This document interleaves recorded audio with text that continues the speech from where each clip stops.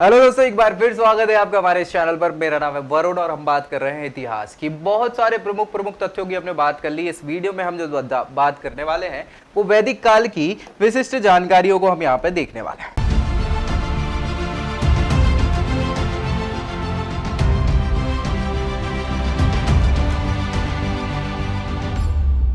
तो चलिए स्टार्ट कर लेते हैं भैया इसको। विशिष्ट जानकारी के तौर पे सबसे पहले ये जानकारी के स्रोत लिखे हुए हैं। यहां वैदिक काल के बारे में बताया है, जो आपका कब है, ये पूर्व वैदिक काल 1500 से 1000, मतलब वैदिक काल में ऋग्वैदिक काल। कौन सा? ऋग्वैदिक काल।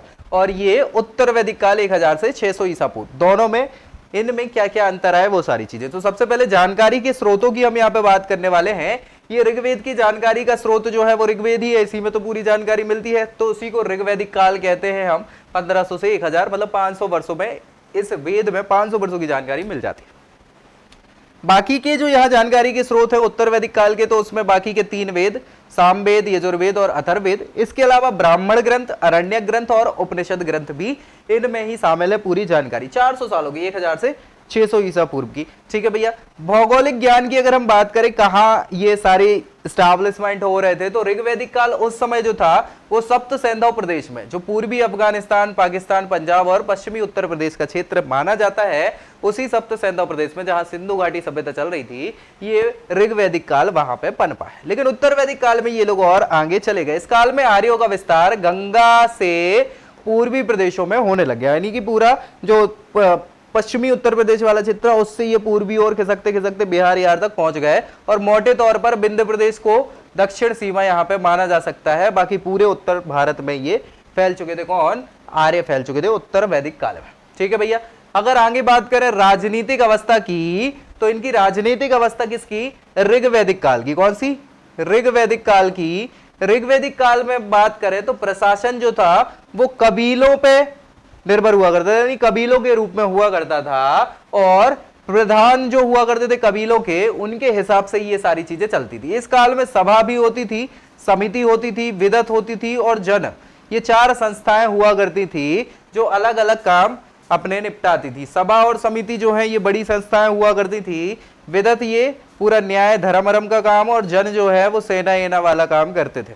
ठीक है। सो ये विचारिक, सैनिक, धार्मिक कार्यों को देखने वाले संगठन हुआ करते थे। कौन कौन से? सभा, समिति, विदत और जन। इसके अलावा यहाँ पे उत्तर वैदिक काल में क्या हुआ कि राजतंत्र स्टार्ट हो जाता है। राजतंत्र ही शासन तंत्र हो गया प्रमुख रूप से। और ऋग्वैदिक काल की जो सभा और समिति हुआ करती थी ये खत्म हो गई। इसकी जगह कौन आ गए? ये जो राजकीय प्रभुत्व है, राजा की जो मंत्री परिषद इत्यादि है, वो अब क्या है, वो उनने जगह ले ली सभा समिति की। सभा समितियों में स्त्रियों का प्रवेश यहाँ पे खत्म हो गया। यहाँ पे स्त्रियों का प्रवेश हुआ करता था ऋग्वैदिक काल में। सामाजिक अवस्था की बात करें तो भैया ऋग्वैदिक काल में जो सामाजिक अवस्था थी, समाज का संगठन जो था वो गोत्र और जन्म मूलक हुआ करता था। जन्म के आधार पर ही सारी चीजें आप कर सकते थे। व्यक्ति की पहचान उसके गोत्र या कुल से हुआ करती थी। लेकिन उत्तर वैदिक काल में क्या हो गया कि वर्ण व्यवस्था पर आधारित हो गया पूरा का पूरा। वर्ण जैसा है, जन्म से ही वर्ण आधार हो गया। समाज का वर्गीकरण ब्राह्मण, क्षत्रिय, वैश्य और शूद्र, इन 4 वर्णों में हो जाता है, जो हमने बात करी थी वैदिक काल में, है ना।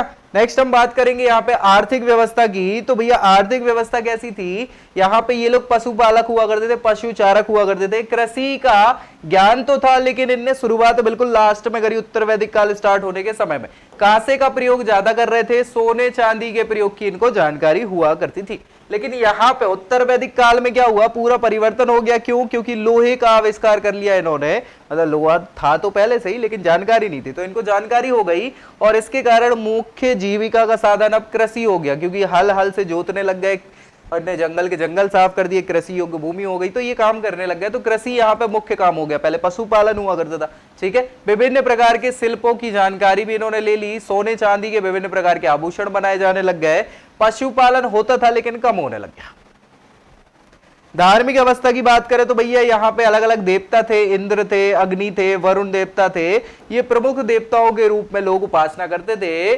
पशु बलि की यहाँ पे निंदा करी गई थी। और अनुष्ठान और याज्ञिक मंत्र, यहाँ पे यज्ञ अनुष्ठान इत्यादि पे ज्यादा फोकस नहीं किया जाता था। लेकिन भैया उत्तर वैदिक काल में यहाँ पे देवता प्रजापति प्रमुख हो गए और अनुष्ठान और यज्ञ इत्यादि मंत्र पढ़े जाने लग गए।